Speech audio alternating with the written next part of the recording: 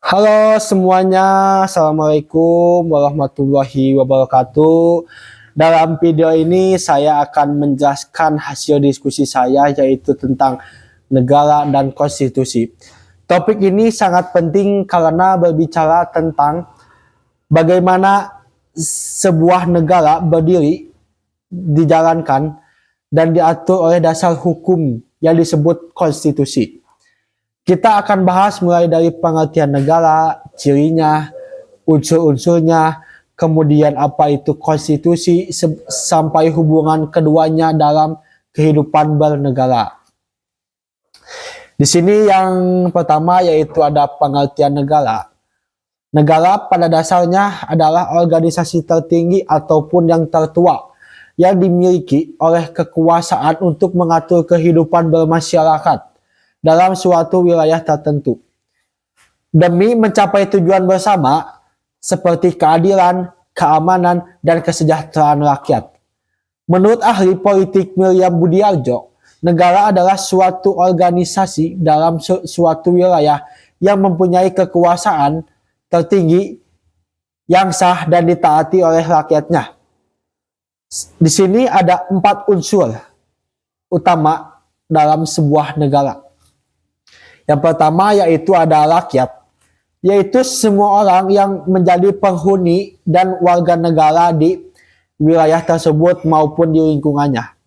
Yang kedua ada wilayah yang mencakup darat, laut, dan udara di atasnya.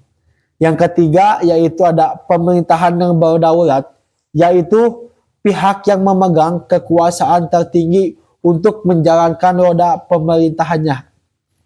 Yang keempat yaitu ada kedaulatan, yaitu kekuasaan tertinggi untuk mengatur suatu negara tanpa campur tangan lain. Tanpa pun dari keempat tersebut, sebuah negara tidak dapat dilaksanakan berdiri secara sah. Yang kedua yaitu pengertian konstitusi. Apa sih yaitu konstitusi itu? Di sini mungkin kita bahas konstitusi itu apa. Konstitusi adalah dasar hukum yang menjadi pedoman dan landasan dalam penyelenggaraan suatu negara. Konstitusi mengatur bagaimana kekuasaan dibagi, bagaimana hak-hak asasi manusia warga negara dilindungi, dan bagaimana lembaga-lembaga bekerja. Di Indonesia, konstitusi kita adalah Undang-Undang Dasar Negara Republik Indonesia tahun 1945.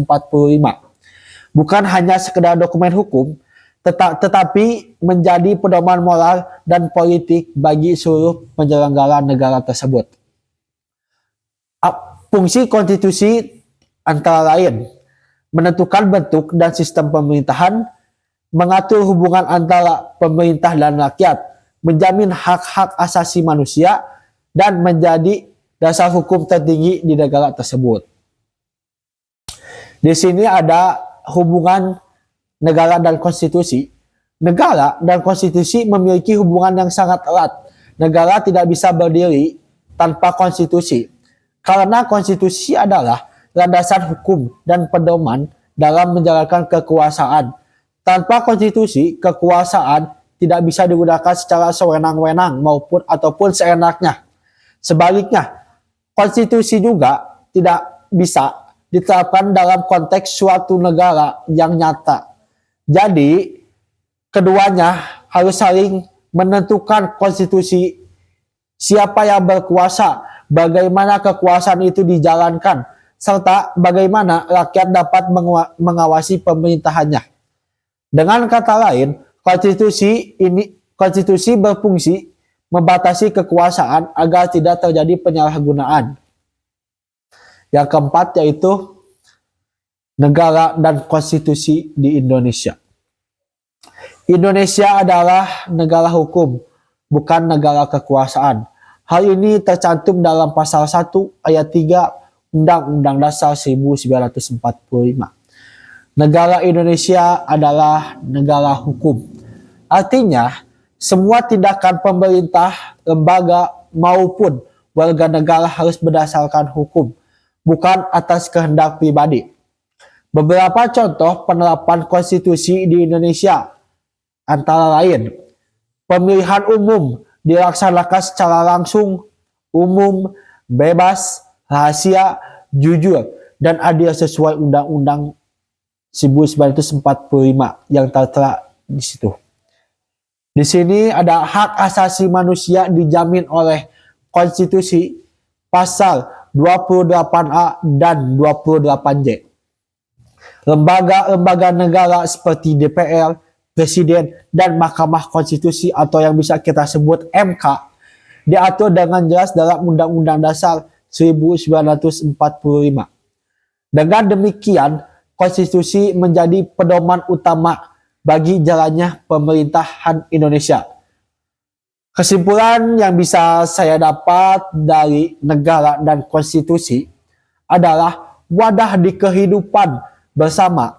Sedangkan konstitusi adalah aturan mainnya negara membutuhkan konstitusi agar kekuasaan tidak disalahgunakan dan rakyat memiliki jaminan atas hak-hak asasinya mereka. Jika konstitusi dijalankan dengan baik, maka negara akan berjalan dengan adil, tertib, sejahtera, dan sebaik-baiknya dilakukan.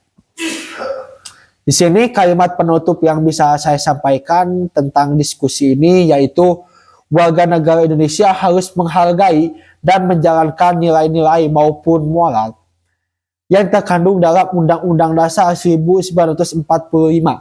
Karena di sanalah letak jati diri kita dan dasar kehidupan berbangsa dan bernegara dan berbangsawan kita sendiri. Mungkin cukup sekian yang bisa saya sampaikan tentang diskusi negara dan konstitusi. Mohon maaf bila banyak-banyak kesalahan dari kata-kata saya maupun kurang jelas dari penyebutannya. Wassalamualaikum warahmatullahi wabarakatuh.